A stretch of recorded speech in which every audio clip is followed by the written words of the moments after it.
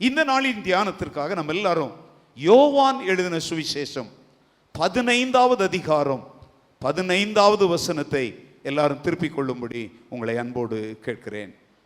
யோவான் 15வது அதிகாரம் 15வது வசனம். John chapter 15 verse 15. I no longer call you as servants, because a master does not confide in his servants. Now you are my friends, since I have told you everything the Father told me. நான் உங்களை இனிமேல் என்னன்னு சொல்ல மாட்டேன், ஊழியக்காரர் என்று சொல்லுகிறதில்லை. உங்களை என்னன்னு சொல்ல போறேன், சிநேகிதர் என்றேன். வார்த்தை கவனிங்க. இந்த வசனத்திலிருந்து இன்று இரவு தேவன் பேசுகிற வார்த்தைகளை கேட்க சற்று கவனமாயிருங்கள். இன்று இரவும் தேவன் உங்களுக்கு முன்பாக ஒரு பெரிய சவாலை வைக்கிறார். அவருடைய வார்த்தை கவனிங்க. தன்னுடைய சீஷர்களை பார்த்து சொல்லுகிறார், என் சீஷர்களே, என் ஊழியக்காரர்களே, இதுவரைக்கும் உங்களை நான் என்னன்னு அழைச்சேன், ஊழியக்காரங்கன்னு அழைச்சேன். ஆனா இனிமேல் நான் உங்களை என்னன்னு அழைக்க மாட்டேன், ஊழியக்காரர் என்று அழைக்க போகிறதில்லை, நீங்கள் என் சிநேகிதர். இந்த வசனத்தில் ரெண்டு வார்த்தைகளை பார்க்கிறோம், ஊழியக்காரர், சிநேகிதர். சொல்லுங்க, வாயில சொல்லுங்க, யாரு? ஊழியக்காரர், சிநேகிதர். Servants, friends. இந்த ரெண்டு வார்த்தைகளும் ரெண்டு விதமான கிறிஸ்தவ வாழ்க்கை, ரெண்டு விதமான கிறிஸ்தவ ஊழியத்தை குறிக்கும். These two words represents two type of Christian life and two type of Christian ministry. இந்த வார்த்தையில தான் நாம் ஆண்டவருக்காக எப்படிப்பட்ட ஒரு வாழ்க்கையை வாழ்கிறோம், அல்லது ஆண்டவருக்காக எப்படிப்பட்ட ஒரு ஊழியத்தை செய்கிறோம் என்கிற ஒரு பெரிய சத்தியம் இதற்குள்ளே அடங்கி இருக்கிறது. ஊழியக்காரர்னா யாரு, சிநேகிதர்னா யார்? கவனிங்க. ஊழியக்காரர் அப்படின்னா தேவனோடு உள்ள உறவு. இப்ப தேவனோடு உள்ள உறவை ரெண்டு வட்டமா போட்டுக்கலாம். நான் இதை பவர் பாயிண்ட்ல நான் வச்சேன், நான் எடுத்துட்டு வர மறந்துட்டேன். ரெண்டு வட்டம் கவனிங்க. இப்போ இங்க ஒரு வட்டம் இருக்குது, இங்க ஒரு வட்டம் இருக்குது. 2 ரவுண்ட்ஸ், 2 சர்க்கிள்ஸ். ஒரு வட்டத்துக்குள்ள யார் இருக்கிறாங்க? ஊழியக்காரங்க இருக்கிறாங்க. இப்போ இந்த ஆண்டவர் இன்னொரு வட்டத்தில் இருக்கிறார். ரெண்டு வட்டம். ஒரு சர்க்கிள்ல யார் இருக்கிறா? தேவன் இருக்கிறார். இன்னொரு சர்க்கிள்ல யார் இருக்கிறாங்க? ஊழியக்காரங்க இருக்கிறாங்க. இப்போ தேவன் ஒரு வட்டம், ஊழியர்கள் ஒரு வட்டம். இப்போ ஆண்டவர் என்ன முடிவு பண்ணிட்டார் தெரியுமா? ரெண்டு சர்க்கிள் வேண்டாம், ஒரே சர்க்கிள் போதும். என்னை விட்டு ஒரு இந்த ரெண்டு வட்டத்துக்கும் இடைவெளி எவ்வளோங்க இருக்கும்? சாக் பீஸில் கோடு போட்டா ஏன்னா ஒரு ஒரு 1/2 சென்டிமீட்டர் கூட வராது. பென்சிலில் கோடு போட்டா ஒரு மில்லிமீட்டர், 2 மில்லிமீட்டர் தான் இருக்கும், அவ்வளவுதான் கேப். ஆனா ஆண்டவர் அந்த கேப்பை கூட விரும்பல. நீங்க இனிமேல் இன்னொரு வட்டத்துக்குள்ள இருக்க வேண்டாம், நீங்க நான் இருக்கிற என் வட்டத்துக்குள்ளேயே வந்துடுங்கன்னு சொல்லி அவங்களுக்கு ஒரு ப்ரமோஷன் கொடுக்கிறார். சோ ஊழியக்காரங்கன்னா யார் தெரியுமா? தேவன் இருக்கிற வட்டத்தில் இருக்கிறவங்கல்ல, வெளியில இருக்கிற ஒரு வட்டத்தில் இருக்கிறவங்க. இப்போ சிநேகிதர் அப்படின்னா யார் தெரியுமா? அவர் இருக்கிற அந்த வட்டத்துக்குள்ள காலடி எடுத்து வைத்து அவரோடு அவராக இணைந்து நிற்கிறவங்க தான் சிநேகிதர். அல்லேலூயா. 2 சர்க்கிள்ஸ். கொஞ்சம் கேப் இருக்குதுங்க. இந்த ஊழியக்காரருக்கும் ஆண்டவர் அப்படின்னு சொல்லும்போது ஒரு சின்ன கேப் அங்க இருக்கவே இருக்குது. ஆனா கிறிஸ்தவ வாழ்க்கையிலும் கிறிஸ்தவ ஊழியத்திலும் அந்த கேப் கூட இருக்கிறத தேவன் என்ன செய்யல? விரும்பல. அதனால அவர் சொல்றாரு, நீங்க ஒரு வட்டம், நான் ஒரு வட்டம்னு இருக்கிறத நான் விரும்பல. நான் இருக்கிற வட்டத்துக்குள்ள நீங்க வரணும்னு சொல்லி ஆண்டவர் அங்க இருந்து அவங்கள ப்ரமோட் பண்ணி தான் இருக்கிற வட்டத்துக்குள்ள வைக்கிறார். அல்லேலூயா சொல்வீங்களா? இன்று இரவு ஷைலோ திருச்சபை மக்களே, உங்களுக்கும் ஆண்டவர் ஒரு ப்ரமோஷன் தர விரும்புகிறார். எத்தனை பேர் ப்ரமோஷனை விரும்புறீங்க? I feel so sorry. ப்ரமோஷன்னா உங்களுக்கு பிடிக்காதா? Promotion Christian life and in Christian ministry, God is going to give you a promotion today. This is the word from the Holy Spirit. பரிசுத்த ஆவியானவர் ஷைலோ திருச்சபைக்கு சொல்லுகிற ஒரு வார்த்தை, உங்களுக்கு நான் ஒரு ப்ரமோஷன் தர போகிறேன். ஹல்லேலூயா. சங்கீதத்தில் அவர் சொல்லுகிறார், அவன் என்னிடத்தில் வாஞ்சையாய் இருக்கிறபடியால் நான் அவனை கனப்படுத்தி உயர்ந்த அடைக்கலத்திலே வைப்பேன் என்று சங்கீதம் 91:14 சொல்லுகிறார். ஆபத்தில் நானே அவனோடு இருந்து அவனை தப்புவித்தவனை கனப்படுத்துவேன். இன்று இரவு இங்கே வந்திருக்கிற உங்களுக்கு ஆண்டவர் இதை செய்ய விரும்புகிறார்.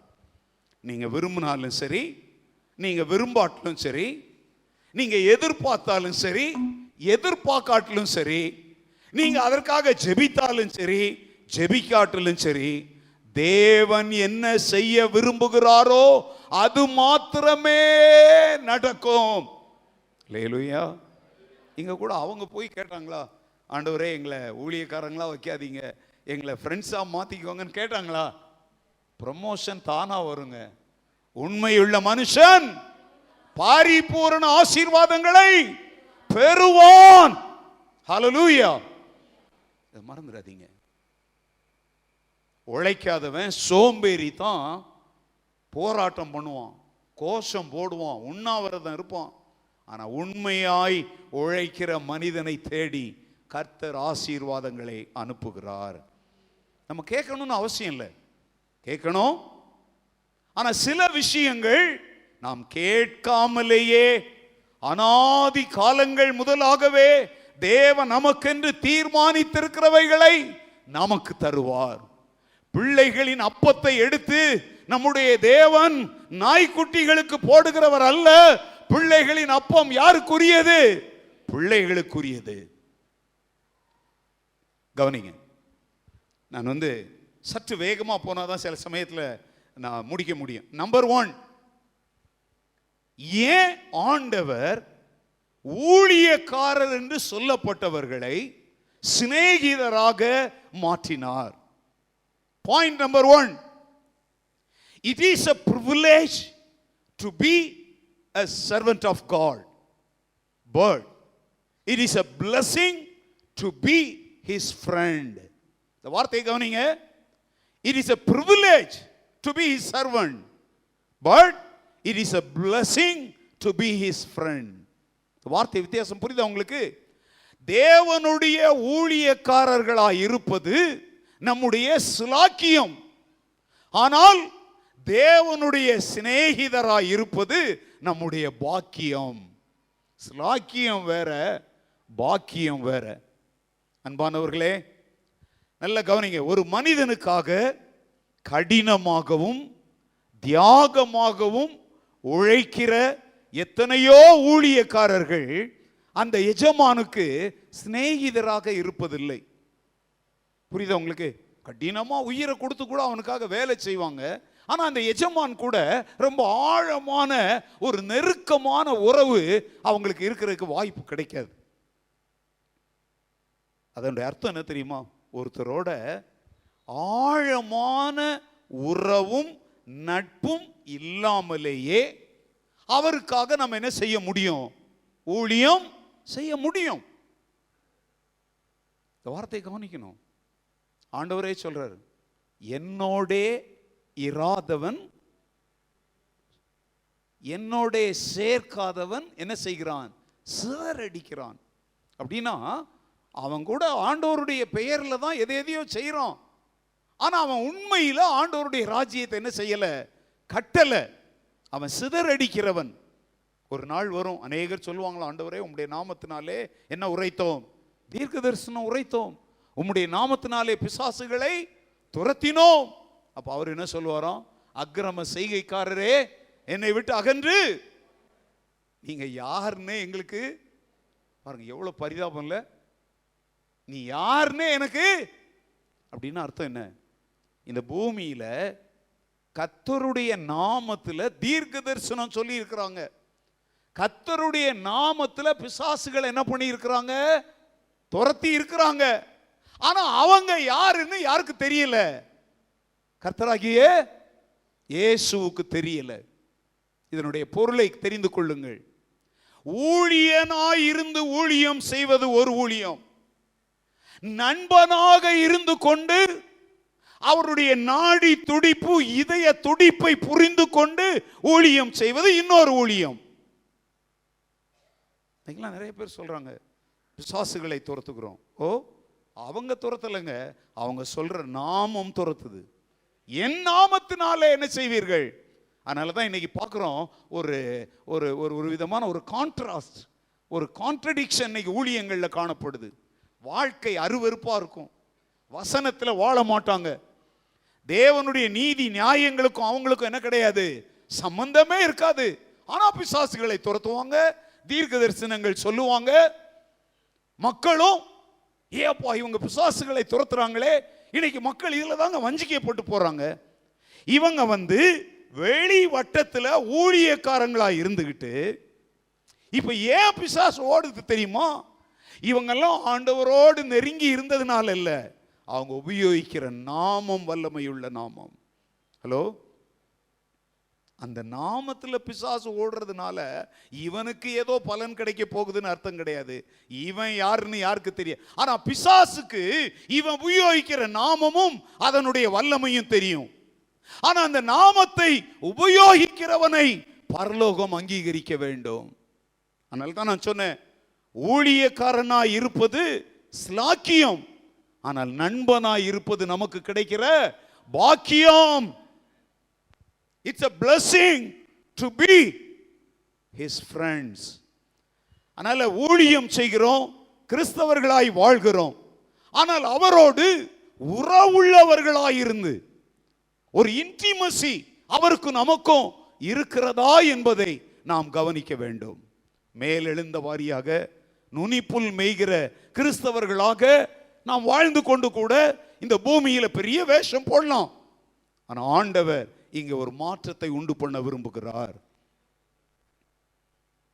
லூக்கா 15வது அதிகாரம் 29வது வசனத்தில் இப்படி வாசிக்கிறோம். Luke chapter 15 verse 29.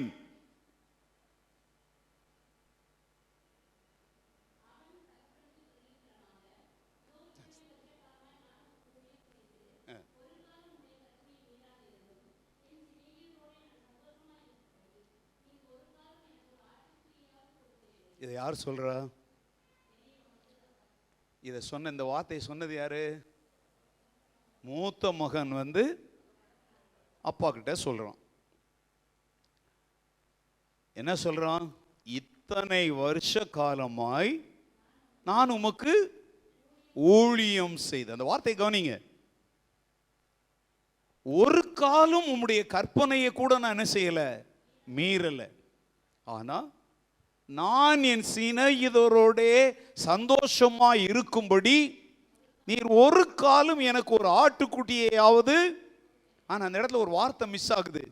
பல முறை என் சிநேகிதர்களோடு நான் சந்தோஷமா இருக்கும்படி ஒரு ஆட்டுக்குட்டியை கேட்டும் நீர் ஒரு முறை கூட தரவில்லை. அப்படியா சொல்றான்?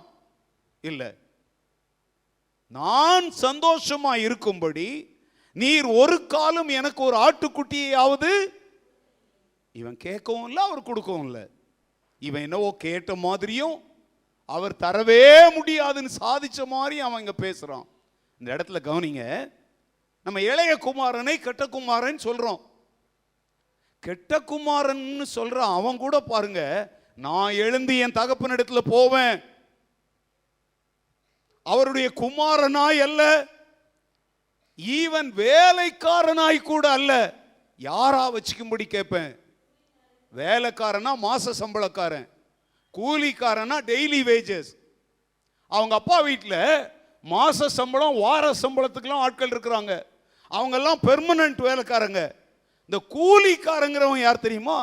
வேலை இருந்தா கொடுப்பாங்க, இல்லைன்னா இவன் யாரா போறேன்னு சொல்றாங்க. டெய்லி வேஜஸ் மாதிரி நான் இருந்துக்கிறேன், உங்க வீட்டில எல்லாம் தங்க மாட்டேன், நான் ரோட்ல கூட போய் தங்கிக்கிறேன். என் வயிற்று பிழைப்புக்கு ஏதாவது வேலை கொடுத்தா பாருங்க, அவன் கெட்டு நாசமா போனவனா இருந்தா கூட இப்படி போய் நான் கேட்டா கண்டிப்பா எனக்கு ஒரு வழி. அப்போ அப்பா மேல அவன் நல்லா கவனிங்க, ஒரு நல்ல எண்ணம் தான் இருக்கு அவனுக்கு, அப்பாவை குறித்த ஒரு சரியான அறிவு இருக்கு. ஆனா இவங்க அண்ணன் அவன் பரம யோகியன், அப்பா விட்டுக்கலாம் எங்கேயும் போகல, எப்பவுமே கூட இருக்கிறான். அப்பாவுக்காக அவன் இத்தனை வருஷ காலம் ஊழியம் செஞ்சான், அவர் சொன்ன சொல்லலாம் தட்டல. ஆனா இங்க பாருங்க, இப்பதான் அவன் உள்ளத்தில் இருக்கிற உண்மை வெளியே வருது. அப்பா கூடவே இருந்தான், ஆனா அப்பாவினுடைய உள்ளத்திற்கும் இவனுடைய உள்ளத்திற்கும் ஒரு நெருக்கமோ தொடர்போ இருக்கவே இல்லை. இந்த வார்த்தை கவனிக்கணும். ஆழமான உறவு இல்லாமலேயே தன் அப்பாவுக்காக பல வருட காலமாய் அவன் உழைத்தான், ஊழியம் செய்தான் என்று பார்க்கிறோம். இன்றைக்கு நம்மில் பலர் கூட சபையில் இருக்கிறோம், பாடுகிறோம், ஆராதிக்கிறோம், காணிக்கை கொடுக்கிறோம், பல ஊழியங்களை செய்கிறோம். ஆனால் முடிவில் ஆண்டவரை குறை சொல்லுகிறோம். உண்மையான அன்பு ஒருபோதும் குறை சொல்லாது. கிடைச்சாலும் ஸ்தோத்திரம், கிடைக்கலனாலும் ஸ்தோத்திரம். என் அப்பா கூடவே இருந்து அவருக்கு ஊழியம் செய்வதற்கு எனக்கு கிடைத்த வாய்ப்புகளை என் ஸ்லாக்கியமாய் அல்ல, என் பாக்கியமாய் கருதுகிறேன் என்கிற மனநிலையோடு நம்முடைய கிறிஸ்தவ வாழ்க்கையை நடத்தணும். நம்ம சர்ச்சுக்காக ஆண்டவருக்காக செய்கிற எதை குறித்தும் இப்படிலாம் அவன் சொல்லி காட்டுறான். பாத்தீங்களா, நான் செஞ்சேன், உம்முடைய கற்பனைகளை நான் மீறல. கிட்டத்தட்ட பரிசேயனுடைய ஜெபத்தை போல இருக்கிறது. 2 பேர் ஜெபம் பண்ணும்படி ஆலயத்துக்கு போனாங்க. பரிசேயன் உள்ள போய், அதுவும் இந்த மாதிரி ஆல்டர் கிட்ட வந்து ஜெபம் பண்றான். அவன் என்ன ஜெபம் பண்ணான்?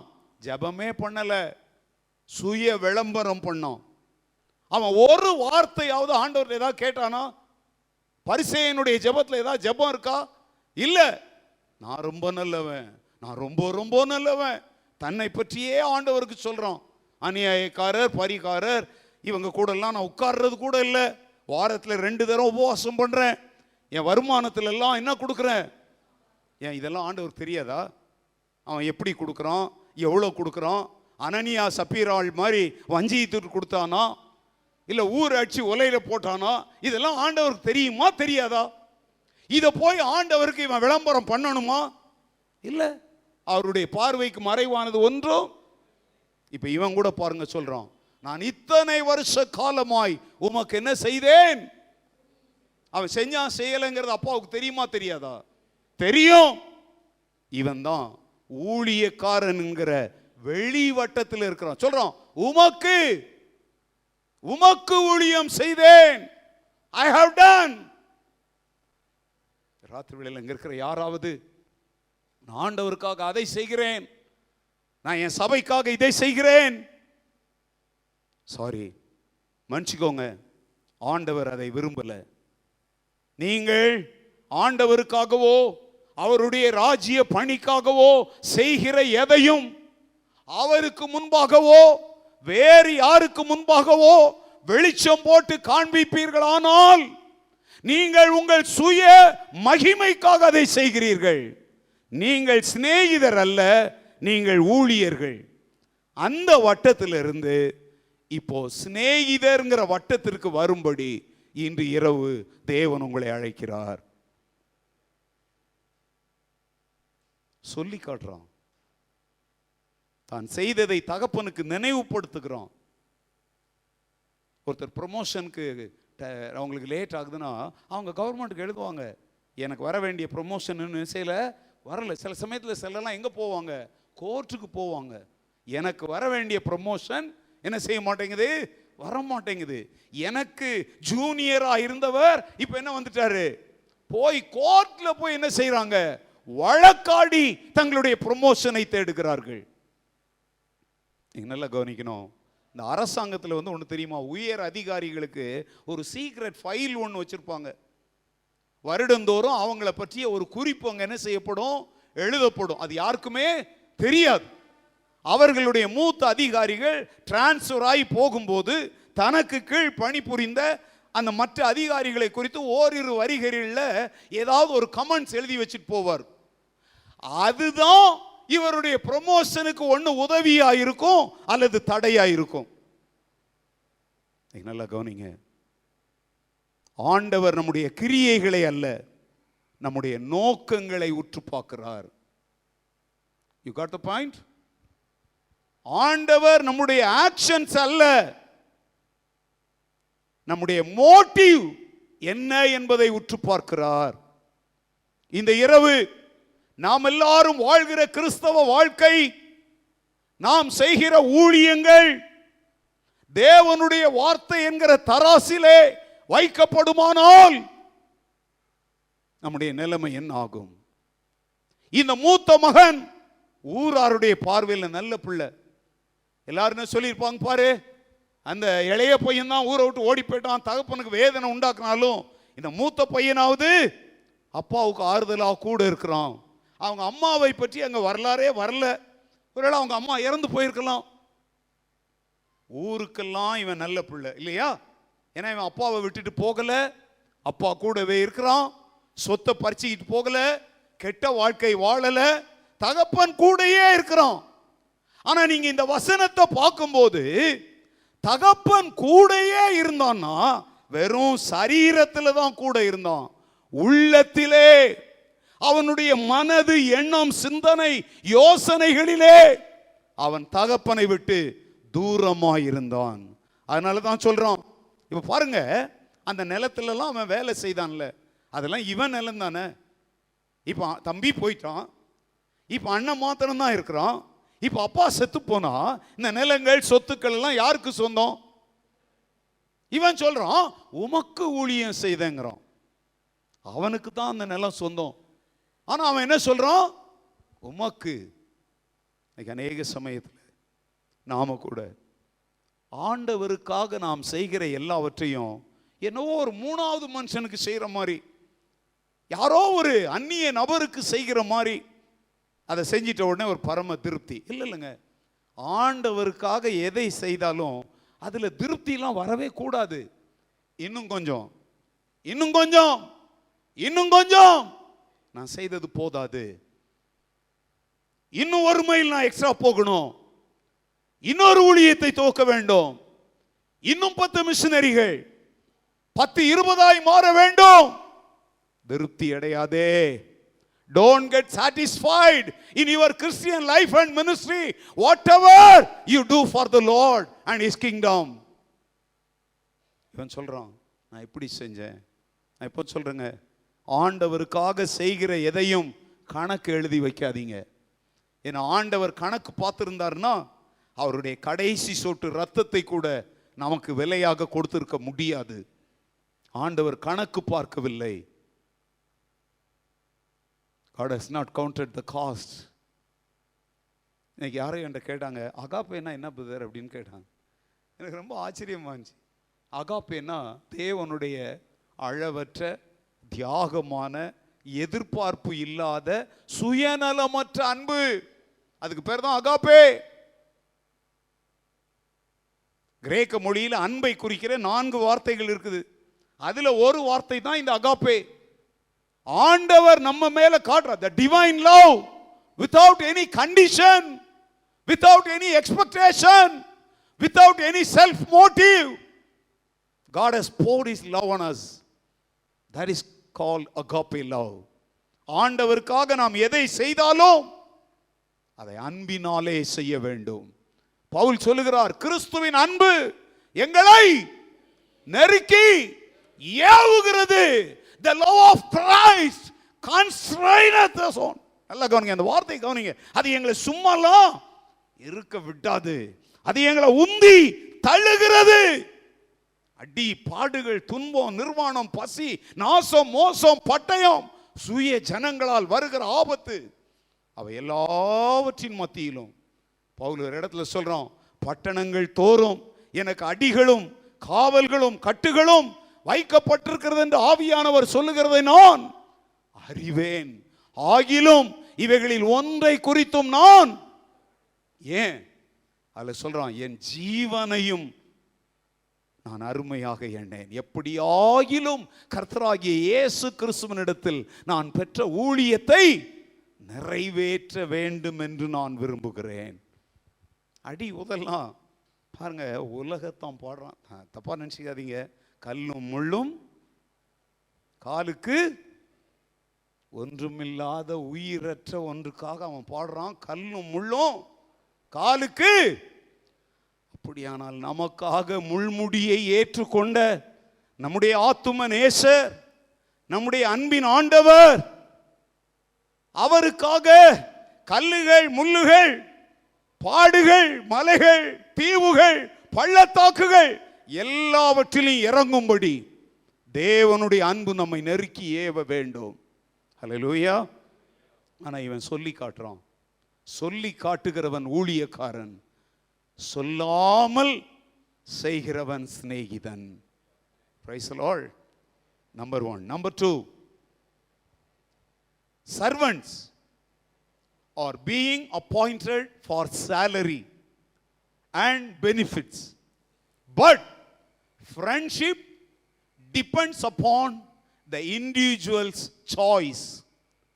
கவனிங்க, ஊழியக்காரர் சம்பளத்திற்கும் சலுகைக்கும் அமர்த்தப்படுகிறார்கள். ஆனால் சிநேகிதராய் இருப்பது என்பது அவரவர் தனிப்பட்ட முறையில் தெரிந்தெடுக்கிற ஒரு காரியம். இந்த இரண்டாவது குறிப்பை கவனிங்க.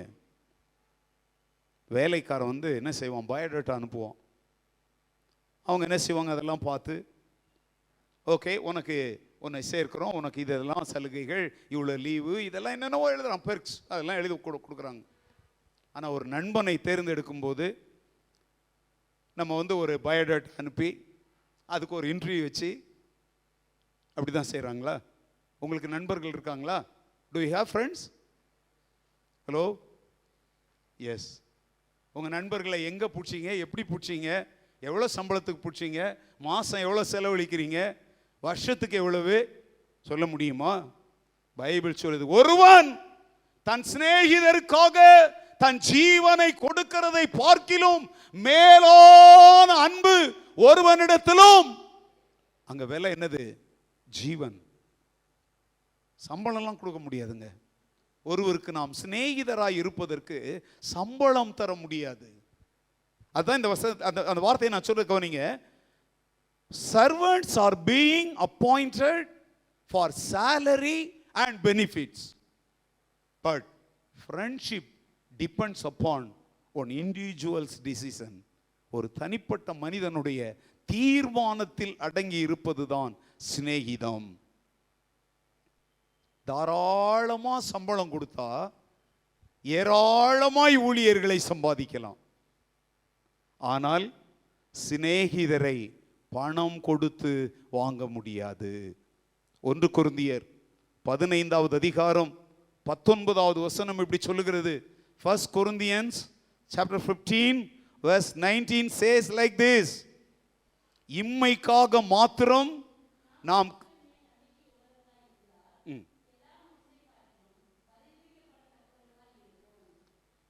இந்த வார்த்தையை கவனிங்க.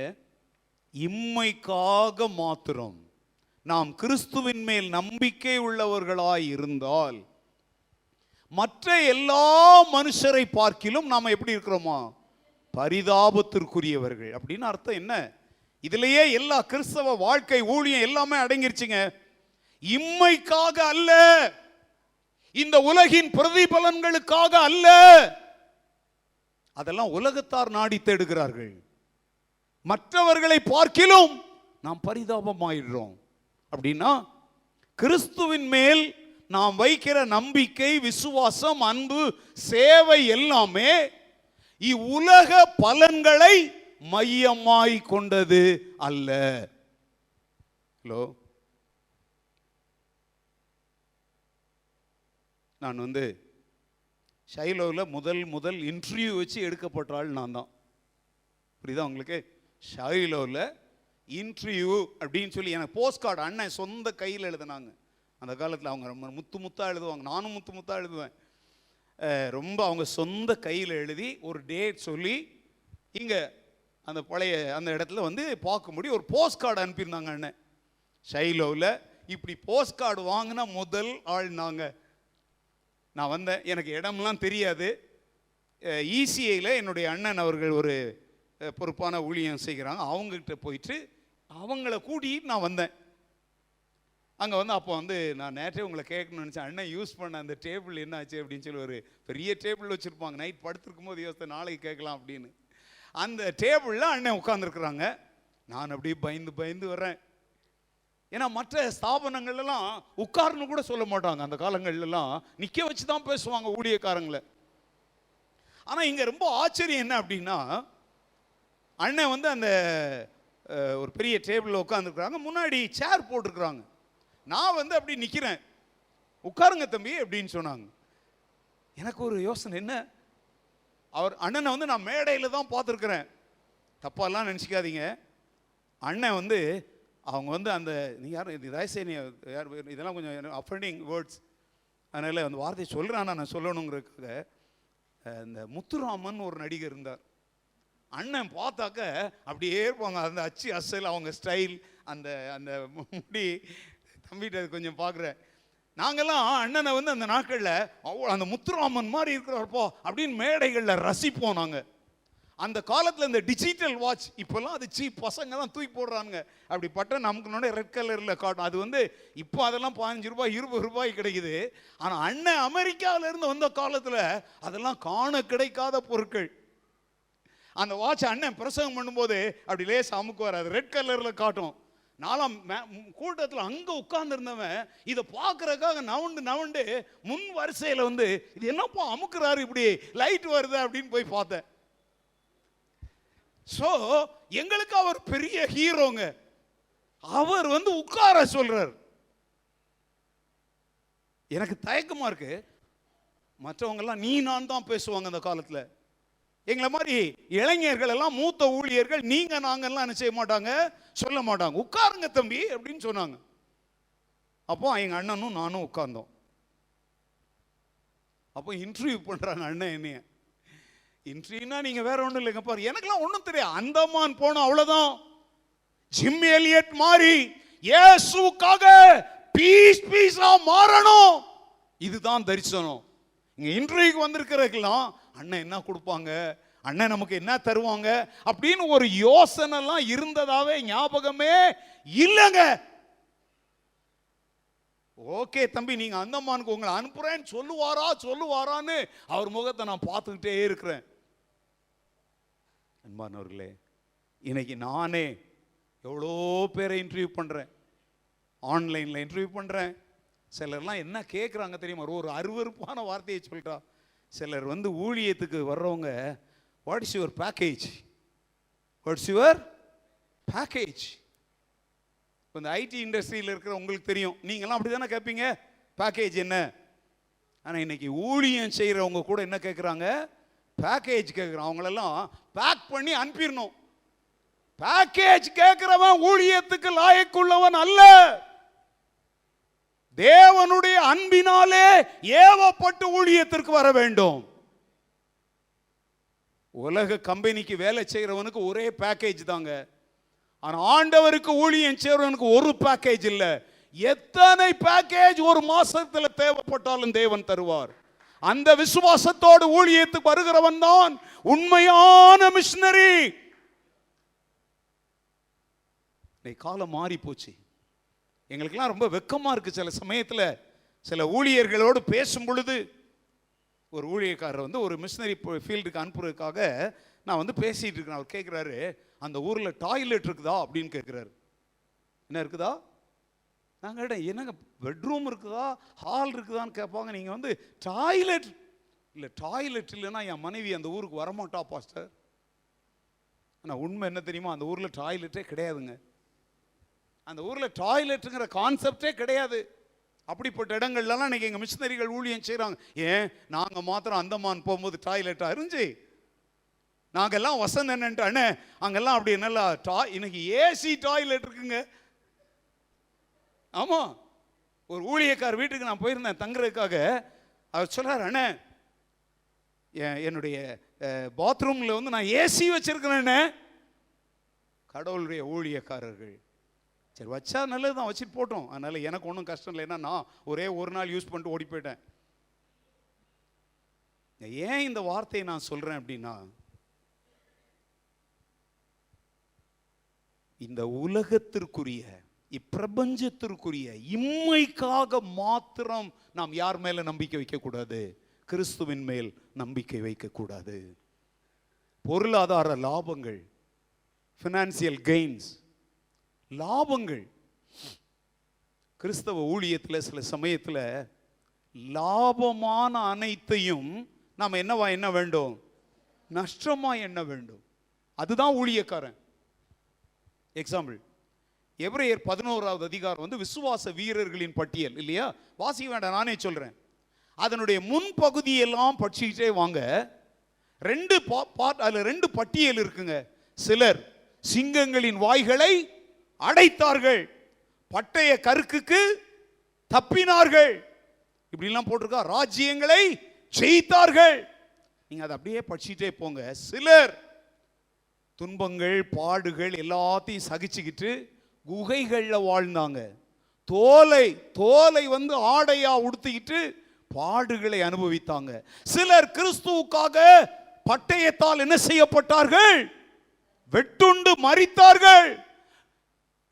தாய்மார் தங்கள் பிள்ளைகளை என்ன செய்தார்கள், சாக கொடுத்தார்கள் அப்படின்னு போட்டிருக்குது. ஒரே அதிகாரத்தில் 2 பட்டியல். ஒன்னு மிருகங்கள் பட்டயம் இதுக்கெல்லாம் தப்பிச்சுக்கிட்டவங்க, அவங்களும் விசுவாச வீரர் பட்டியல்ல தான் வராங்க.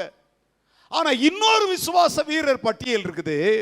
அவங்க உயிர் தப்பல, அவங்க நல்ல வாழ்க்கை வாழல, குகைகள்ல வாழ்ந்தாங்க, செத்தாங்க. விசுவாச வீரர் பட்டியல்ல 2 பேரும் இருக்கிறாங்க. சிலரை தேவன் சகல நன்மைகளோடும் சகல ஆசீர்வாதங்களோடும் தன்னுடைய ஊழியத்தில் வைத்திருக்கிறார். சிலர் அவருக்காக பாடுகளை அனுபவித்து குறைவுகளோடும் தேவைகளோடும் குளிரிலும் பனியிலும் நனைந்து அவர்களும் ஊழியம் செய்து விசுவாச வீரர்களாக இருக்கிறார்கள். இந்த 2 வரிசையில் நீ நெல்லு அப்படின்னா இன்னைக்கு நம்ம எந்த வரிசையை தேர்ந்தெடுப்போம்? அதாவது வசதியான வாழ்க்கை, நல்ல வீடு, கை நிறைய சம்பளம், பிள்ளைங்க எல்லாம் இன்ஜினியர் ஆகலாம், டாக்டர் ஆகலாம்.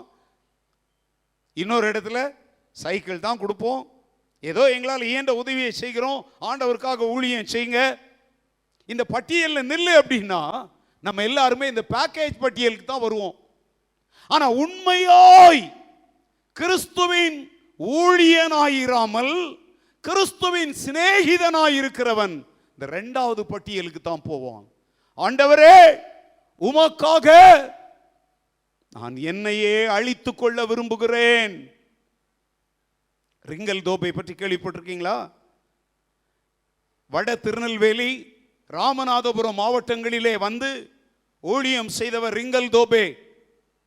அவர் வந்து ஆண்டவரை பார்த்து தினந்தோறும் இப்படி ஜெபிப்பார், ஆண்டவரே உமக்காக நான் உழைத்து களைத்து சளைத்து சாக விரும்புகிறேன். இந்த 3 வார்த்தையை சொல்வார்.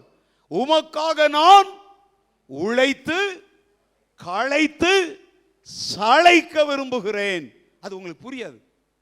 அவர் வந்து ஒரு குதிரையில வந்து ஏறி இந்த ராமநாதபுரம் திருநெல்வேலி பகுதிகளில் வந்து இந்த பனை மரம் ஏறுகிற தொழிலாளர்கள் அதிகமாக இருக்கிற இடம். அவங்கெல்லாம் என்ன செய்வாங்கன்னா அங்கேயே குடிசை அடித்து தங்கிடுவாங்க. இந்த பனை வெல்லம் கருப்பட்டி சொல்றோம் பார்த்தீங்களா, அதெல்லாம் தயாரிக்கிற காலங்களில் வீட்டுக்கு வர மாட்டாங்க, அங்கேயே குடும்பமா தங்கிடுவாங்க. இந்த ரிங்கல் தோபே அந்த மக்களை கிறிஸ்துவுக்காக ஆதாயம் செய்ய வேண்டும் என்பதற்காக ஒரு குதிரையில ஏறி புழுதி படிந்த அந்த காடுகளுக்குள்ளே அவர் செல்வார். அவருக்கு டிபி வியாதி வந்துருச்சுங்க. டிபி. அந்த மக்களை போய் சந்தித்து பயங்கர பிரச்சனைகளின் மத்தியிலே அநேகரை கிறிஸ்துவுக்குள் வழி நடத்தினார். வெளிநாட்டில் இவர் மிஷனரி பணி முடிச்சிட்டு வருவாரு. அவரை திருமணம் பண்ணுவதற்காக ஒரு பெண் காத்து கொண்டிருக்கிறார்.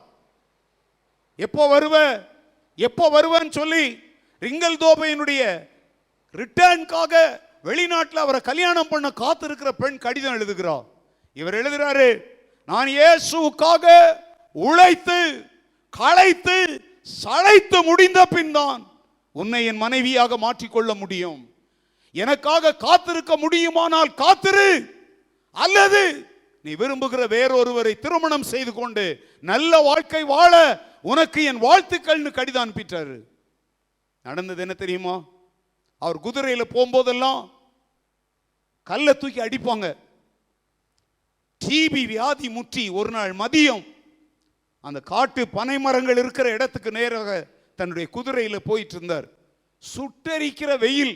இவன் இன்றைக்கு கூட தமிழ்நாட்டில் ராமநாதபுரம் மாவட்டம் அப்படின்னாலே தண்ணீர் வளம் ரொம்ப கம்மி, ரொம்ப சூடான பகுதி, ரொம்ப வறட்சியான ஒரு மாவட்டம் இது ராமநாதபுரம் மாவட்டம். உங்களுக்கு தெரியும் நினைக்கிறேன். அந்த மாவட்டத்தில் நடந்ததுங்க.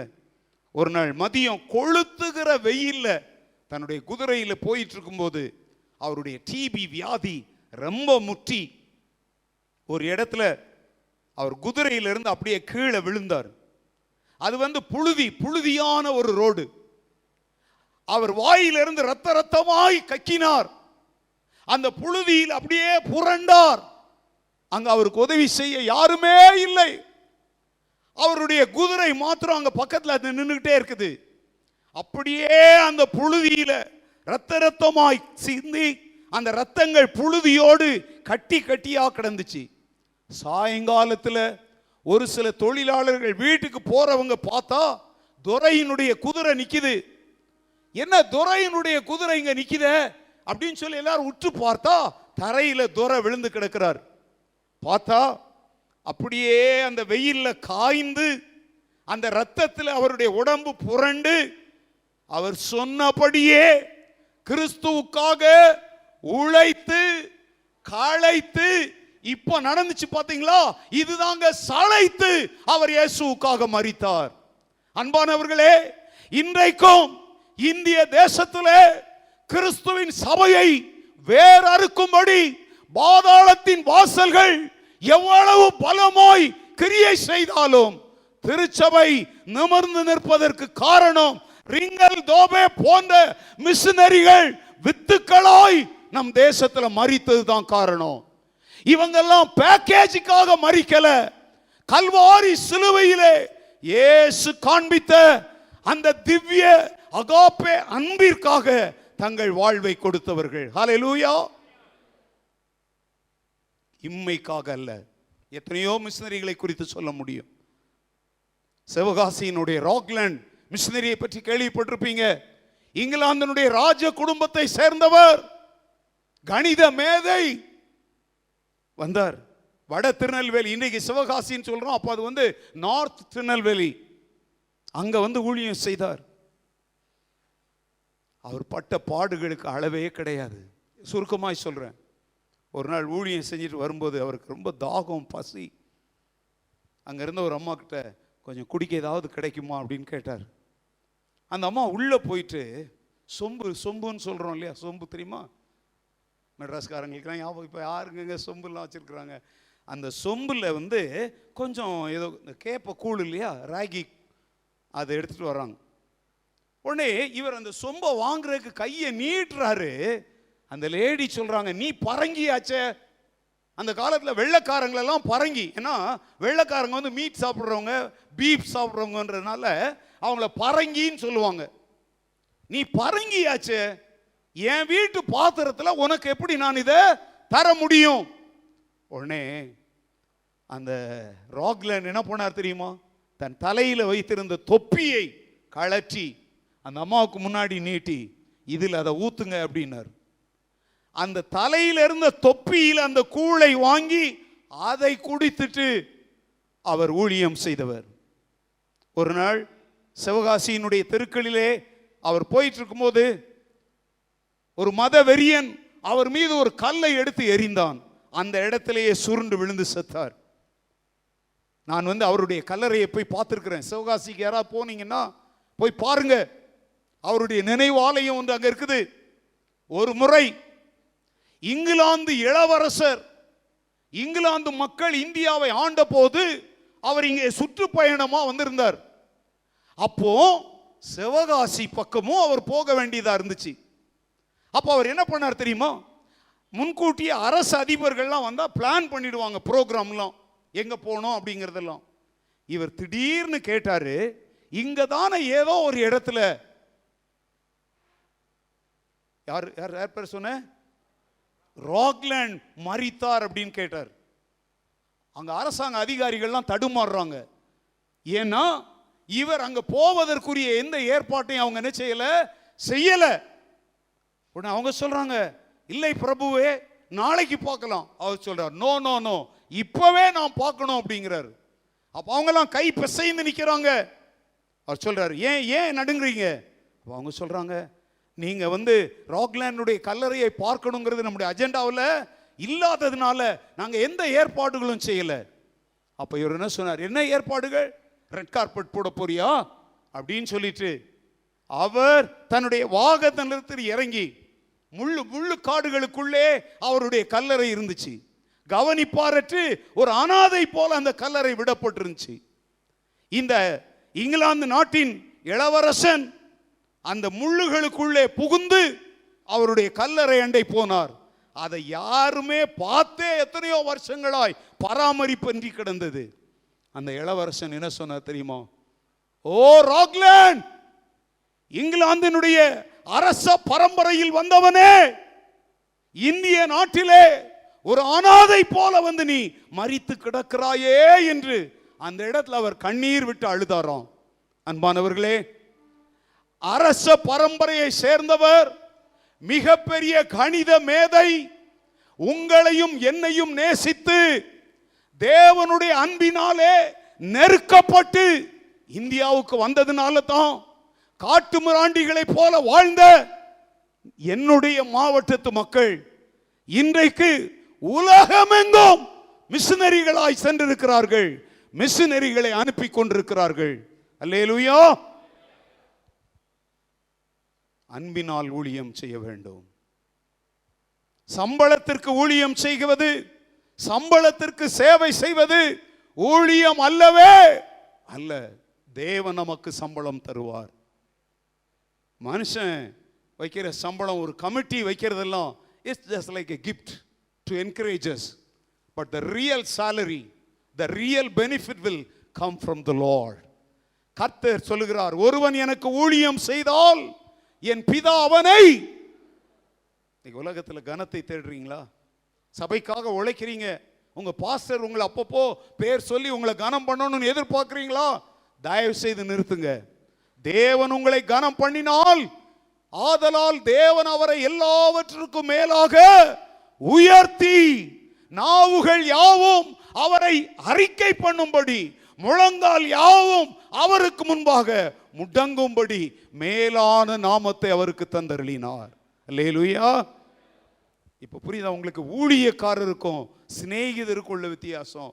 ரிங்கல் தோபே ஊழியக்காரன் இல்ல, ராக்லேண்ட் ஊழியக்காரன் அல்ல, அவங்க எல்லாம் இயேசுவின் சிநேகிதர்கள். மூன்றாவது காரியம், the things which the master have in his heart will be revealed not to the servants but to the friends only. எஜமானுடைய இருதயத்திலே என்ன என்ன இருக்குதோ அதையெல்லாம் ஊழியக்காரங்கிட்ட சொல்லிட்டு இருக்க மாட்டான். யார்கிட்ட தான் சொல்லுவான்? நண்பன் கிட்ட தான் சொல்லுவான், சிநேகிதரிடத்துல தான் சொல்லுவான். புரியுதா உங்களுக்கு? நம்ம வீட்டில் வேலை செய்கிறாங்க, எல்லாருக்கிட்டையும் எல்லா ரகசியத்தையும் சொல்கிறோமா? ஆனால் நம்ம நேசிக்கிறவங்க கிட்ட எதையுமே நாம் மறைப்பதில்லை. ஆண்டவர் ஏன் இந்த ஊழியக்காரன்கிற வட்டத்திலிருந்து சிநேகிதர்ங்கிற வட்டத்துக்கு வர விரும்புறார் தெரியுமா? அவர் அங்க அந்த வசனத்தில் சொல்றார் பாருங்க, என் பிதாவினிடத்தில் நான் கேள்விப்பட்ட எல்லாவற்றையும் உங்களுக்கு என்ன செய்தேன்? அவங்களுக்கு எதையுமே மறைக்கல, எல்லாத்தையும் உங்களுக்கு நான் சொல்லிட்டேன். That's call friendship. உண்மையான நட்புல ஒழிவு மறைவே இருக்காதுங்க. யோனத்தான் தாவீதினுடைய நட்பை பார்த்தீங்கன்னா அதை புரிஞ்சுக்குவீங்க. யோனத்தானுக்கே தெரியுது தன் தகப்பனுக்கு அப்புறம் தான் ராஜாவாக மாட்டோம், யார் தான் ராஜாவாக போறாங்க. அப்போ கூட அவன் அந்த நட்பை முறிச்சிக்கல. சவுல் சொல்றான், ஏய் என்னடா உனக்கு, உன் இடத்துக்கு வர துடிக்கிறான் அவன், அவன் கூட போய் நீ ஃப்ரெண்ட்ஷிப் வச்சிருக்கிறேன்னு சொல்லி அப்பா மகனை திட்டுறார். ஆனா யோனத்தான் அதை பொதுப்படுத்தலை, ஏன்னா அவனுடைய நட்பு உண்மையான நட்பு. கவனிங்க, ஆதியாகமம் 18வது அதிகாரம் 17வது வசனத்திலே நம் அருமை ஆண்டவர் இப்படி சொல்லுகிறார். Genesis chapter 18 verse 17.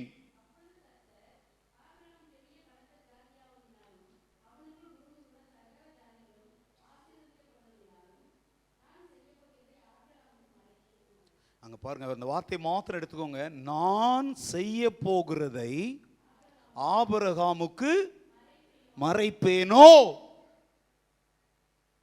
Should I hide my plan from Abraham? The Lord asked. வார்த்தை கவனிங்க, நான் செய்ய போகிறதை ஆபிரகாமுக்கு மறைப்பேனோன்னு அர்த்தம் என்ன தெரியுமாங்க? என்னால் அதை மறைக்க முடியுமா? Is it possible? No, it's not possible, because Abraham was the friend of God. தன் நண்பனோடு எதையும் தேவன் மறைக்க விரும்பவில்லை. ஹல்லேலூயா. யோசேப்பு, யோபு, தானியேல், இன்னும் வேதாகமத்தில் எத்தனையோ பக்தர்களுடைய வாழ்க்கையை கவனிச்சு பாருங்க. அவங்கெல்லாம் தேவனோடு நெருக்கமான ஆழமான உறவு, அன்பு, பாசம், நட்பு கொண்டிருந்ததுனால தான் யாருக்கும் வெளிப்படுத்தாத ரகசியங்களை எல்லாம் தேவன் அவர்களுக்கு வெளிப்படுத்தினார். அல்லேலூயா. வெளிப்பாடு பெறதுக்கு உபவாசம் போட்டு கிடக்காத. உபவாசம் உனக்கு வெளிப்பாடு கிடைக்கும். இன்னைக்கு நிறைய பேர் சொல்றாங்க. நான் சொல்றேன், தேவனோடு சிநேகமாயிரு, அவரோடு ஆழமான உறவு, அன்பு கொண்டிரு. அவர் உனக்கு எதையுமே மறைக்க மாட்டார். அல்லேலூயா. வெளிப்பாடு பெறுவதற்கு இதாங்க ரகசியம். வெளிப்பாடு பெறுவதற்கெல்லாம், சாரி தப்பா நினைச்சுக்காதீங்க, எங்கெங்கயோ வருஷத்துல 3 நாள் நடத்துற உபவாச ஜபத்துல போய் உருண்டுட்டு வந்தா வெளிப்பாடு கிடைக்கும் நினைக்காதீங்க.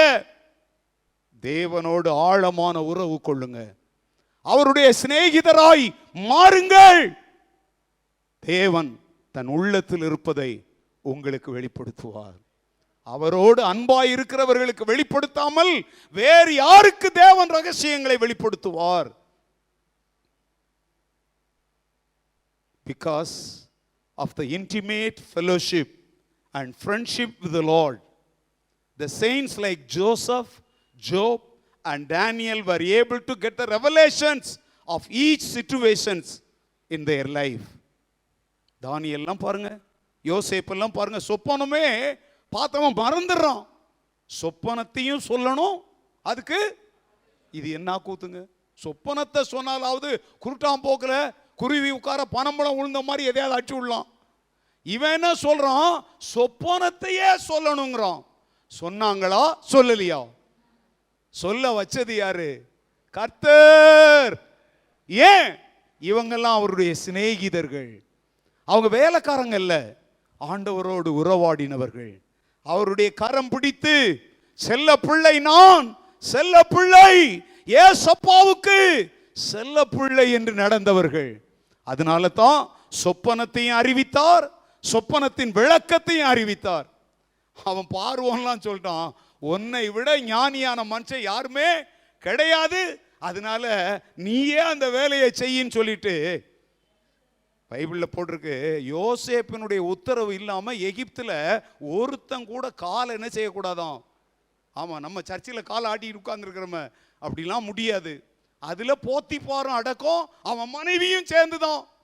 இப்ப பாருங்க, அவனை ஜெயில தூக்கி போட்டவா கூட இவன் உத்தரவு இல்லாம விரல கூட என்ன செய்ய முடியாது, ஆட்ட முடியாது. தேவன் உயர்த்தினாரா? அவருடைய வெளிப்பாடுகள் உயர்வை கொண்டு வந்ததா? இப்போ நான் சொல்றேங்க, நாம போடுற ஷர்ட், நாம் அணிகிற விலை உயர்ந்த பொருட்கள் அல்ல. தேவனுடைய வெளிப்பாடுகள் உள்ள மனுஷனாய் நீ இருந்தால், கற்றோர்க்கு சென்ற விடமெல்லாம் சிறப்பு என்று சொல்லுகிறபடி தேவ வெளிப்பாடுள்ள மனுஷன் எங்கெல்லாம் போகிறானோ அங்கே மக்கள் தேவனை காண்பார்கள். ஏன்னா he is the representative. Amen. Hallelujah. Praise the Lord. உலகத்தில் பழையம் சொல்லுவாங்க, என்ன லாங்குவேஜ் தெரிஞ்சாலும் தெரியாலும் ஓட்ட இங்கிலீஷ் தெரிஞ்சால் உலகத்தில் எங்கேனாலும் பொழிச்சிட்டு வந்துடலாம் அப்படின்வாங்க. எங்கள் அண்ணி வந்து அடுத்த வாரம் கனடா போகிறாங்க. நான் நேற்று அவங்ககிட்ட சொல்லிட்டு இருந்தேன், ஒன்றும் கவலைப்படாதீங்க அண்ணி, என்ன கேட்டாலும் உங்களுக்கு இங்கிலீஷில் என்ன தெரியுதோ அடிச்சு விடுங்க. பேன் முடிச்சிங்கன்னா அவங்க கொஞ்சம் பேக்கை தர அதை தரன்னுவோம். இப்போ நான்லாம் வெளிநாடுகளுக்கு போகும்போது அப்படிதாங்க, கவலையே படுறது கிடையாது. கர்த்தர் என் கூட இருக்கிறாரு. கிராமரை பற்றிலாம் கவலையே படக்கூடாது. கிராமருக்கும் என் ஆண்டவர் தான் தேவன். ஹல்லேலூயா. நான் வந்து அமெரிக்காலாம் போகும்போது ஃபைலா பிரசங்கங்களை எழுதி என் செக்ரட்டரியை வச்சு டைபிஸ்ட்டை வச்சு எல்லாம் புக்கா தூக்கிட்டு போனேன். ஆனால் அங்கே போனதுக்கப்புறம் புக்கெல்லாம் திறக்க வேண்டிய அவசியமே இல்லை. இங்கிலீஷ் வந்து எங்களுக்கெல்லாம் அந்நிய பாஷை. ஹலோ, அந்நிய பாஷை பேசுன மாதிரி பேசணும். வெள்ளைக்காரன் மூக்கு மேல விரல வைக்கிறோம். ஏன்? தேவன், அது வந்து எங்க சரக்கல்ல, அது தேவனுடைய வெளிப்பாடு. Hallelujah. When you go out with the revelations of God, people will honor you, they will salute you. Amen. என் வாழ்க்கையில் நான் அனுபவிச்சிருக்கிறேன். Praise the Lord. 1 கொரிந்தியர் 2:9-10 சொல்லுது, தேவன் தம்மில் அன்பு கூறுகிறவர்களுக்கு உண்டு பண்ணினவைகளை கண் காணவும் இல்லை, காது அவைகள் ஒரு மனிதனுடைய இருதயத்தில் தோன்றவும் இல்லை. 9:10 என்ன சொல்லுது தெரியுமா? நமக்கோ தேவன் அவைகளை தமது ஆவியினால் என்ன செய்தார்? வெளிப்படுத்தினார். அன்பானவர்களே, ஆண்டவருடைய வெளிப்பாடுகள், அவருடைய இதய துடிப்புகளை தேவன் நமக்கு வெளிப்படுத்துவார். யோவானை போல அவருடைய மார்பிலே சாய்ந்து கொண்டு அவருடைய இதய துடிப்பை அறிகிறவர்களாய் நாம் மாற வேண்டும். ஒரு பாட்டு இருக்கு தெரியுங்களா?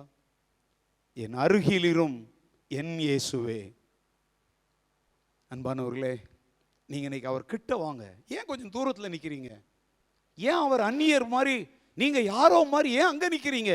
வாங்க, இன்னும் கிட்ட வாங்க. மோர் லவ், மோர் பவர். பாட்டு தெரியல உங்களுக்கு?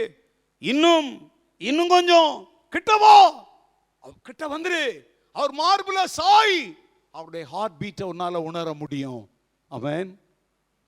ஹலோ, ஒரு பக்தன் சொன்னார், ஆண்டவரே, உம்முடைய இருதயத்தை எந்த காரியங்கள் உடைக்கிறதோ அதே காரியங்கள் என் இருதயத்தை என்ன செய்யணும்? உடைக்கணும். அது எப்படி தெரியும்? நீ கிட்ட வந்து அவர் மார்புல சாய்ந்தா தான் அவருடைய இதய துடிப்பை நீ புரிந்து கொள்ள முடியும். நீ ஊழியக்கார மாதிரி சம்பளம் வாங்குற மாதிரி கை கட்டிக்கிட்டு தூரமா நின்னா அவருடைய இதய துடிப்பை உணர முடியாது. இன்று இரவு நீங்கள் ஒருவேளை ஆண்டவரோடு நடக்கலாம், ஆனா இன்னும் கொஞ்சம் கிட்ட வாங்க. அவுட்டர் சர்க்கிள்ல இருந்து இன்னர் சர்க்கிளுக்கு வாங்க. கொஞ்சம் முன்னாடி வாங்க, இன்னும் அவரண்டை நெருங்கி வாங்க. எனக்கு பாடுற தொண்டை இல்லை, அவுட் ஆயிடுச்சு. எல்லாருக்கும் தெரியும், தேவனே நான் உமதண்டையில் இன்னும் நெருங்கி சேர்வதே என் ஆவல் பூமியில். ஆமென். இந்த ராத்திரி உங்களால் அந்த பாட்டை முணுமுணுக்க முடியுமா? வேற ஒரு ஆவல் இல்லை ஆண்டவரே, நான் இன்னும் உம்மண்டை நெருங்கி சேர வேண்டும். இந்த பூமியில் அதை தவிர எனக்கு வேற விருப்பம் இல்லை. Praise the Lord. Number 4, a servant may try to fulfill, to do only the commands, but the friend will try to understand and learn in order to fulfill the desires of the friend. கவனிங்க, ஊழியக்காரன் கட்டளைகளை மாத்திரம்தான் நிறைவேற்றுவான். ஆனா நண்பன்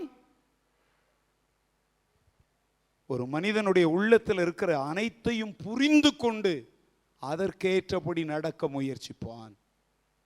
கவனிங்க, பவுல் வாழ்க்கையை பாருங்க. பழைய ஏற்பாட்டின்படி அவர் சொல்றாரு, நியாயப்பிரமாணத்தின் நீதியின்படி நான் என்ன செய்யப்படாதவன், குற்றம் சாட்டப்படாதவன். அப்படின்னா நியாயப்பிரமாணத்தை முழுமையாக தன் வாழ்க்கையில் அவன் என்ன செஞ்சிருக்கிறான், கை கொண்டிருக்கிறான். நித்திய ஜீவனுக்குள் பிரவேசிக்க விரும்பின ஒருத்தன் கூட ஆண்டவர் சொல்றார், கட்டளைகளை கை கொள் அப்படிங்கிறான். அவன் என்ன சொல்றான், என் சிறு வயது முதல் நான் இவைகளை. அப்போ நியாயப்பிரமாணத்தையே அவங்க அவ்வளோ முழுமையாய் கை கொண்டிருக்கிறாங்க. ஆனா அந்த நித்திய ஜீவனுக்குள்ள போக விரும்பினவன் ஆண்டவர் சொன்ன ஒரு காரியத்தை செய்தானா, செய்யாம விட்டுட்டு போனானா? செய்யாம விட்டுட்டு போயிட்டான். ஏன்னா அவனுக்கு வயிற்றுல பசி இல்லை, முட்டுல பசி. அவனுக்கு நிஜமாவே தேவனுடைய ராஜ்யத்துக்குள்ள பிரவேசிக்கணுங்கிற ஆசை அவனுக்கு இருக்கல. ஆனா பவுலுக்கு அந்த ஆசை இருந்துச்சு. அதனால அவர் என்ன செய்தார் தெரியுமா, நியாயப்பிரமாணத்தின் நீதி அவருக்கு இருந்ததெல்லாம் தூக்கி எறிஞ்சிட்டு என் கர்த்தராகிய இயேசு கிறிஸ்துவை அறிகிற அறிவின் மேன்மைக்காக எல்லாவற்றையும், ஹல்லேலூயா, குப்பை நஷ்டம் அதெல்லாம் ஒன்றும் இல்லை, அதெல்லாம் இனி திரும்பி பார்க்க முடியாது. குப்பையில் போட்டாச்சு, நான் போட்டது தான், இனி குப்பை பொறுக்கிட்டு இருக்க முடியாது. ஏன்னா நம்ம மாணிக்கத்தை தேடுகிறவங்க, மண்ணுக்காக மாணிக்கத்தை தேடுகிறவங்க மண்ணை பிடிச்சிட்டு இருக்க மாட்டாங்க, மண்ணை விட்டுருவாங்க. அன்பு அந்த இடத்துல பாருங்க, ஊழியனுக்கும் நண்பனுக்குள்ள வித்தியாசத்தை. நம்முடைய வாழ்க்கையில ஆண்டவர் கொடுக்கிற கட்டளைகளை நிறைவேற்றி, சீஷர்களை ஊழியத்துக்கு அனுப்ப சொல்றான். ஆண்டவரே, நாங்கள் ஊழியத்துக்கு போனோம், பிசாசுகள் கூட எங்களுக்கு என்ன செய்து, ஆண்டவர் சொல்றார், பிசாசுகள் உங்களுக்கு கீழ்ப்படுகிறதற்காக சந்தோஷப்படாதீங்க. உங்கள் பெயர்கள், உங்கள் நாமங்கள் எங்க எழுதப்பட்டிருக்குது, ஜீவ புஸ்தகம். ஏன்னா ஜீவ புஸ்தகத்தில் எழுதப்பட்டவன் மாத்திரம்தான் நித்தியமாய் அவரோடு வாழ முடியும். பிசாசுகளை துரத்துறதுல சந்தோஷப்படாதீங்க. உங்க புஸ்தகத்தில், அவருடைய புஸ்தகத்தில் உங்க பேர் இருக்கணும். அது அவருடைய புஸ்தகம். It is his book. He has to write it. அந்த நட்புக்குள்ள வாங்க. நேரா வேகமா சொல்றேன், ஊழியக்காரன் எதை செய்தாலும் ஒரு பயத்தோடையே செய்வான். ஆனா நண்பன் ஒரு தவறையே செய்துட்டாலும் அதை திருத்திக்கிட்டு மீண்டும் எழுந்து ஒழுங்கா செய்ய முயற்சிப்போம். ஆனா ஒரு வேலைக்காரன் என்ன செய்வான், உன்னை உடைச்சிட்டாக்க அப்படியே பயந்துக்கிட்டு மறைச்சி ஏமாத்தி பொய் சொல்லி எதையாவது செய்ய பார்ப்பான். நண்பன் என்ன சொல்லுவான், நான் இதை உடைச்சிட்டேன், சாரி. ரெண்டுக்கும் வித்தியாசம் இருக்கா இல்லையா? சிலர்லாம் சில தப்பு செஞ்சிட்டாக்க அதோட விட்டுட்டு ஓடிடுவாங்க. தேவனுடைய ராஜ்யத்தின் வாழ்க்கையிலும் ஊழியத்திலும் நம்ம ஊழியக்காரங்கிற மைண்ட் செட்லேயே வாழ்ந்தோம்னா ஒரு சிறு தவறு செய்தாலும் நம்ம அப்படியே பின்மாற்றத்தில் போயிடுவோம்.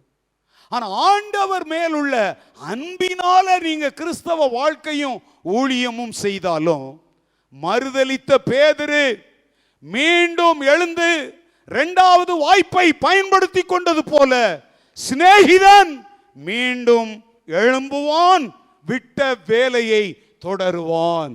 ஹல்லேலூயா. அதனாலதான் ஆண்டவர், நீ ஊழியக்காரனா இருக்காத, யாரா மாறிடு, சிநேகிதனாக மாறிவிடு என்று அவர் அழைக்கிறார். இந்த ராத்திரி வேளையில இந்த இடத்துல இருந்து நாம எழுந்து போகிறதுக்கு முன்னாடி இந்த ரெண்டு பேர்ல யாராவது ஒருவராய் நாம் மாற வேண்டும். ஒரு எஜமான் இருந்தான், அவனுடைய வேலைக்காரன் ஒருத்தன் அவனுடைய ஆஸ்திகள் எல்லாம் அழிச்சு போடுறான், இவனை வேலையை விட்டு தள்ளிடலாம் அப்படின்னு சொல்லி முடிவு பண்றான். இந்த செய்தி அவனுக்கு தெரிஞ்ச உடனே அவன் என்ன பண்றான், ஐயோ என் எஜமான் என்னை வேலையை விட்டு தள்ளிட்டானா, நான் என்ன பண்ணுவேன், கொத்துறதுக்கும் எனக்கு பலன் இல்லை.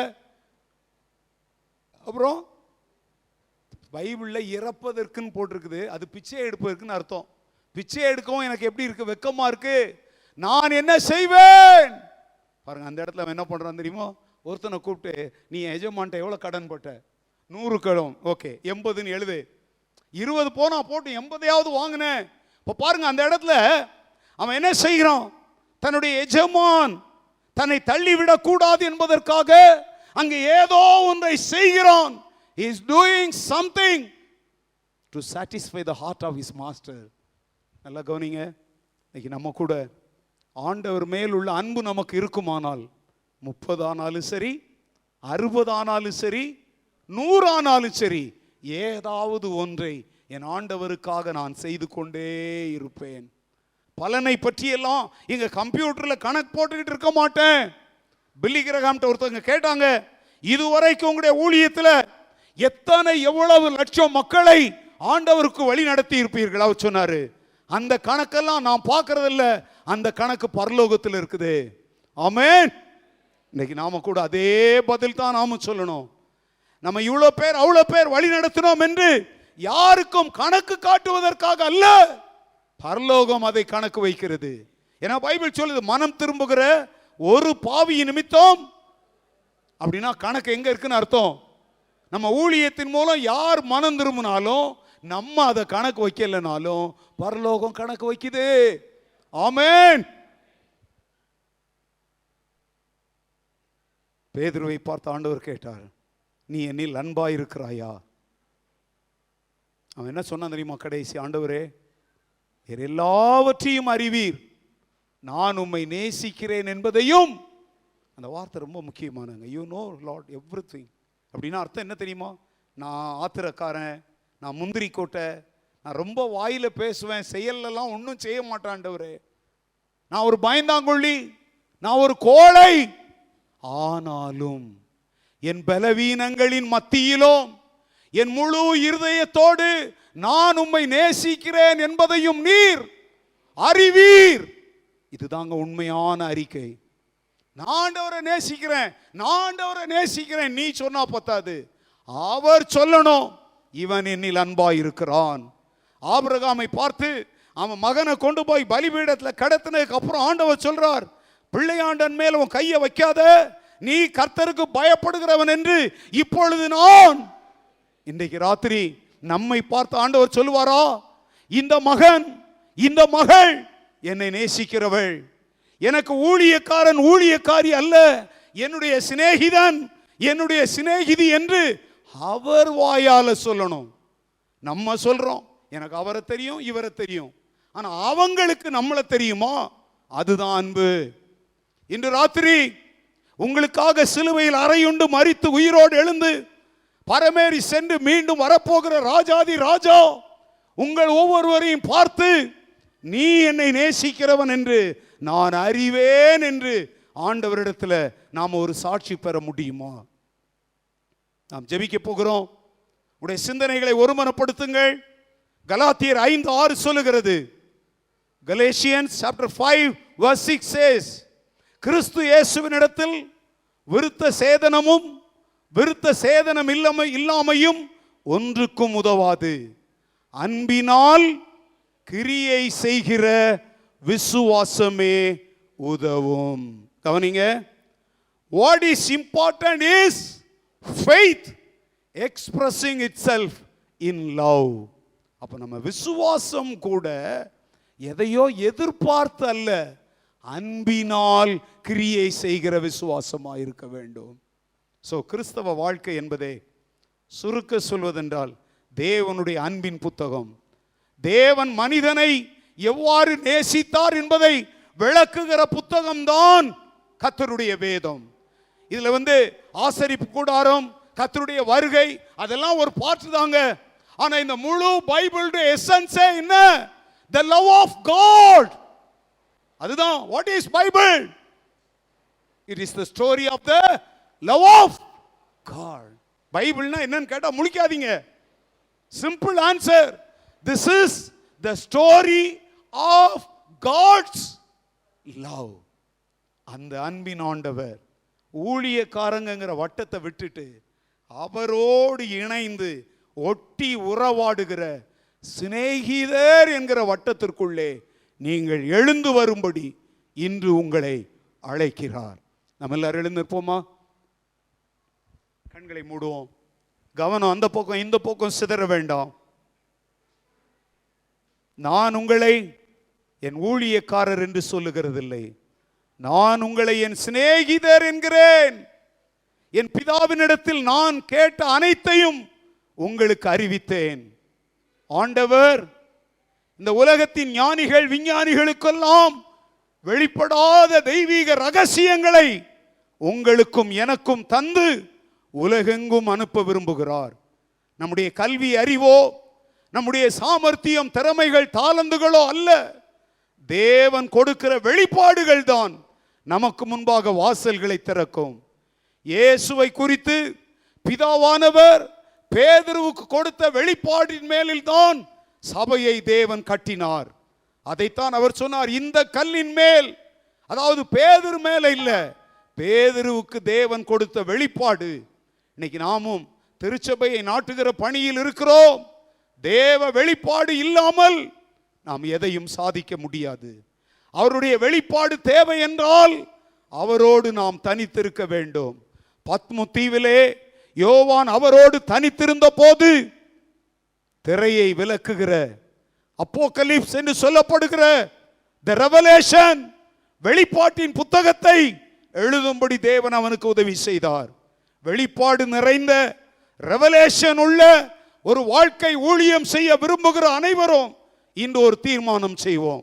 ஊழியக்காரனாய் அல்ல ஆண்டவரே, உம்முடைய சிநேகிதனாய் இருக்க ஒரு அடி எடுத்து முன்வைத்து நான் வருகிறேன். ஜெபம் செய்வோமா?